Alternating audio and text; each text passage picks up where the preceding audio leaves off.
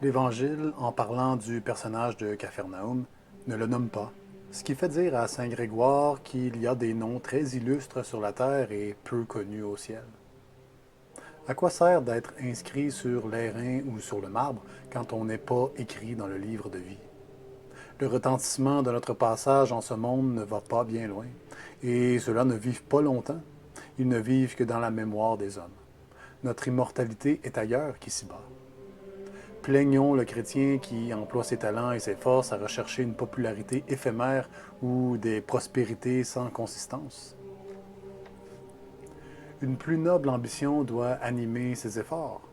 C'est en haut qu'il faut porter nos désirs et nos espérances. Voulons-nous acquérir un nom immortel? Attachons-nous à Jésus-Christ.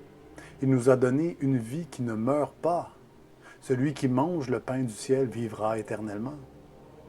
Considérons que le Seigneur a choisi ceux qui étaient infirmes et pauvres selon le monde pour les enrichir selon la foi et les appeler au céleste héritage.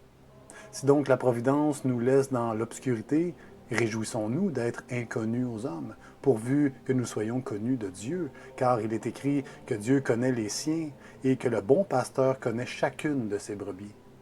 La vraie gloire ne consiste ni dans les richesses, ni dans les talents, ni dans les louanges du monde. C'est la sainteté qui décore l'âme fidèle d'une auréole de lumière, et ce sont les bonnes œuvres qui forment la couronne de l'immortalité. Celui qui vaincra sera donc revêtu de blanc, et son nom je ne l'effacerai pas du livre de vie, mais j'en répondrai devant mon Père et devant ses anges. Considérons que c'est l'affliction qui amène à Jésus l'officier de Capharnaüm, parce que si le Fils n'avait pas été dangereusement malade, le Père n'aurait point cherché le divin Sauveur. Dieu permit la maladie de l'un pour procurer le salut de l'autre.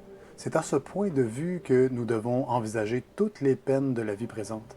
Elles produisent toutes, si nous savons en faire bon usage, des fruits salutaires.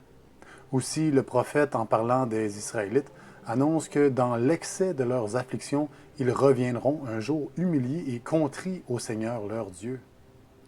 Yahvé, dans la détresse, ils t'ont cherché. Ils se répandirent en prière, car ton châtiment était sur eux. En effet, Dieu châtie ceux qu'il aime, et il ne frappe que pour guérir. Remarquons que c'est le plus souvent dans les objets de nos plus chères affections que Dieu nous blesse. Et la douleur est en raison de l'amour qui nous y attache. Or, cet amour doit se purifier dans la peine, comme le métal se purifie dans le feu.